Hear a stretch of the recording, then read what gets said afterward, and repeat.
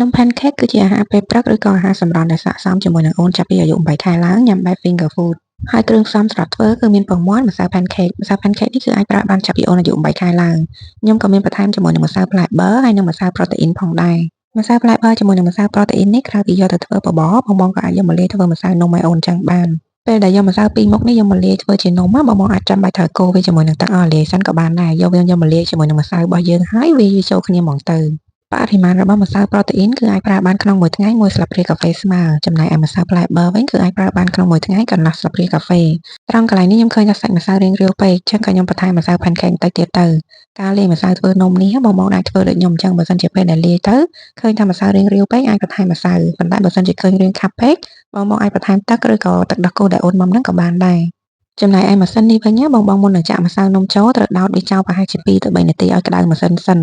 បន្ទាប់មកសម្រាប់សាច់នំដំបូងគេហ្នឹងគឺត្រូវលាបប្រេងអូលីវជាមួយនឹងម៉ាស៊ីនដើម្បីកុំឲ្យសាច់នំយើងជាប់ជាមួយនឹងពុម្ពហើយគ្រាន់តែគ្របមួយផ្លែតទៅពេលដែលម៉ាស៊ីនយើងរលត់ភ្លើងបានន័យថានំហ្នឹងឆ្អិនហើយម៉ាស៊ីននេះគឺងាយស្រួលប្រើបងអត់ចាំបាច់ភ័យខ្លាចថានំយើងឆៅឬក៏ខ្លោចអីទេដល់ពេលគឺលោតភ្លើងមកបានន័យថានំឆ្អិនហ្មងម៉ាស៊ីននេះត្រូវការលាបប្រេងតែមុនដំបូងសម្រាប់នំទី1ឬក៏នំទី2ឯងដូចខ្ញុំចាក់នេះអញ្ចឹងចូលដល់នំទី3ខ្ញុំអត់លាបប្រេងទៀតទេ